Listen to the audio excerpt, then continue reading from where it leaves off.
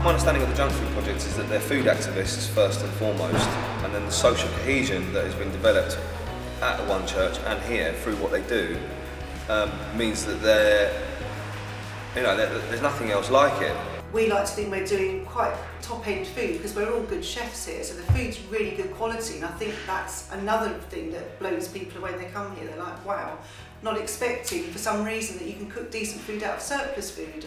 That's another bit I don't really get. You know, people, this is going to go into landfill? Yes, and they can't. That's the bit they don't get. So yeah, I'm really passionate about surplus food. The quality of the food that we get is a big thing. I'm so surprised. I mean, it's perfectly good food. It's all really healthy stuff. And so yeah, that was a big surprise for me. I was surprised at the quality of the food. I could not believe what we were being given that was otherwise going to go to waste. Unbelievably high quality. I think if it wasn't good quality, they wouldn't come back, right?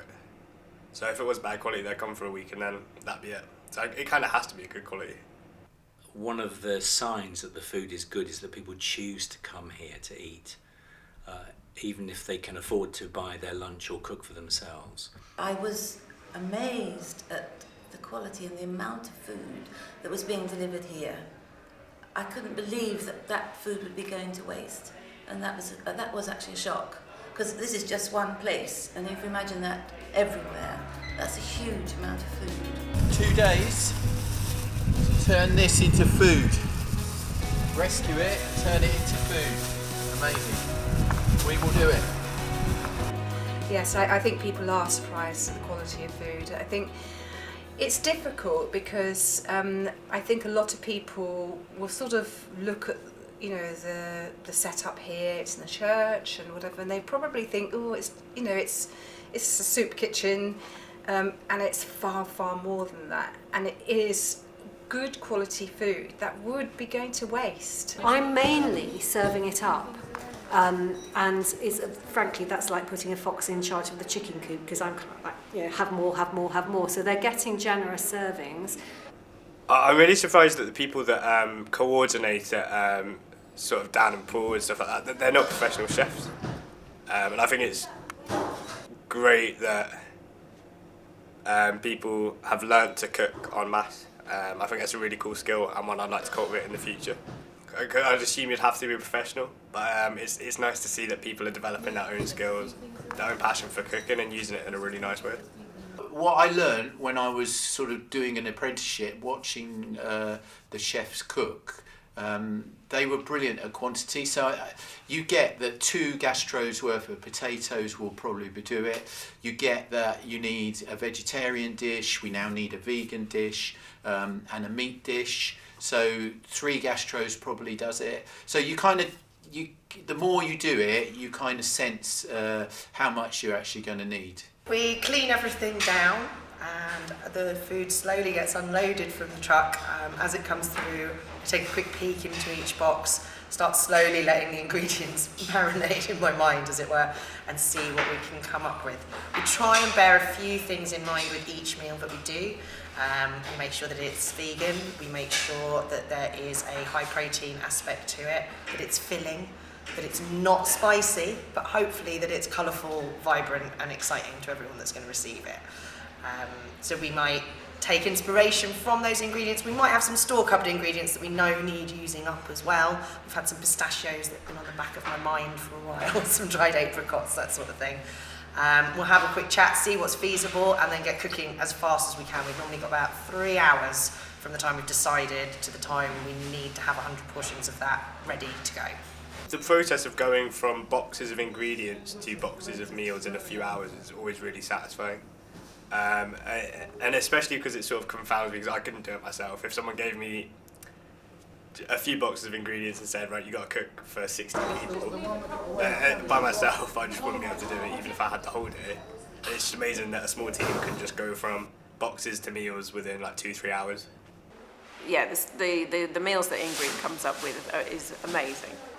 It's delicious food, and it's the sort of food that I would more than happily pay for in a cafe or restaurant, and that, yeah, it's amazing what she does with all the surplus food here. Basically, the cooking here is home cooking, really. It's almost like ready, steady, cook. But the trick is to be inventive and to be creative, and it's a rescued food operation. So the food arrives, and then you've got to be as creative and as inventive as you can. So as you learn, and the more you do, your repertoire increases. Garner Street is meat-free. Yes. Now, why is that? That was one of the conditions, because Infinity Foods are a vegan and vegetarian shop. The cafe they have for 26 years here was a vegan cafe, and that was one of the conditions of us taking the cafe over.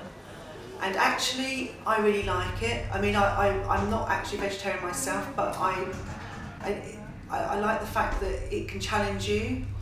We also, for me, it's easier in this environment with things like cross-contamination of meats and things in the kitchen. So I think it's just more hygienic as well, in all honesty. When you've got volunteers that aren't necessarily skilled or the knowledge in those areas, I think it makes a much safer environment as well.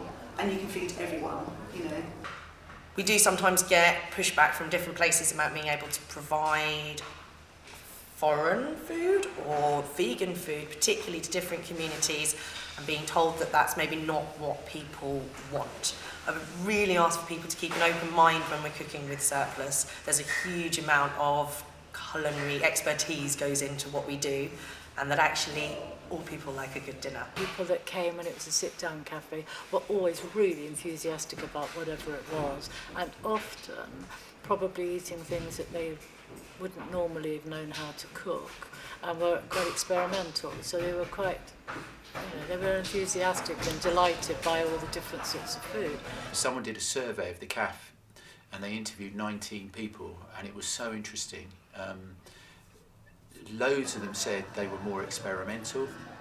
Loads of them said they eat more vegetables. And some of these people are the same people I cook for at a food bank. And there, the culture is really meat and 2 veg, and they won't experiment. Here, they seem to buy into the culture that we create a whole array of food, and they don't ask what it is, they just eat it. And they keep coming back, so they must like it, yeah. When I do sit and have a lunch with someone, the food is fantastic, and of course it's hot and it's nutritious. That's the other benefit of people coming to the Real Junk Food Project, is you're not just getting a sandwich or something to take away. You're actually getting some very nutritious food that is usually vegetarian, so there's also caring for the planet in terms of not using meat except when it's available. And it's universally acceptable, but most of the food is vegan, gluten-free, all that kind of stuff. And the numbers, I was going to say it's good to see they're increasing, but actually I'm not sure that's the right answer. What I notice is that the need is increasing, and people are coming in and the word is spreading, and they're not leaving with an empty stomach. So I think that's a very long way of saying, yeah, hopefully what we're giving them is seen as decent and is seen as good value as well. So having 100 people from totally different walks of life sitting around the table eating together, no one knows who's paid what, no one knows who's from where, that's very, very powerful, because it's not a soup kitchen and it's not a cafe where you have to pay £15. And the most similar place to that, I think, in Brighton is in the table tennis club, when it's full of like 30 people normal times.